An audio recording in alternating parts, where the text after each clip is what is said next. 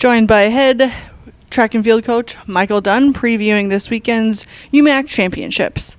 Coach, what has been your team's greatest improvement this season? I think the team chemistry has definitely been there from the start, but I think them growing together as a unit has been pretty neat to see that evolve. I think their relationships with one another has been huge, and that factors into meets, being able to know that it's not an individual team sport when you're in track and field. It's a team sport, so that's definitely the most exciting thing as a coach, to see that development within the group, especially with it being so young. Kind of going back to the season preview and what you just said, you had a lot of newcomers this year, but what are some of the performances that have really stood out to you? I think, with the two meets we've had, I definitely know the first meet of the year we threw Megan McHugh into just a boatload of events. And it was just to get her to understand, like, okay, these are events that you are capable of doing well.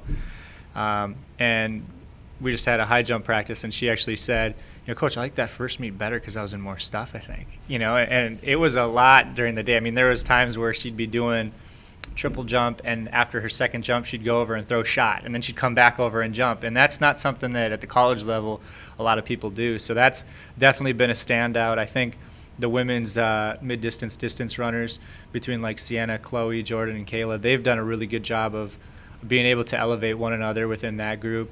Across the board, I mean, Carson's done an awesome job getting better at throwing, but it's really fun to be able to see these women being able to elevate themselves week in and week out. Definitely, though, the standout would have been McHugh and her performance that week one.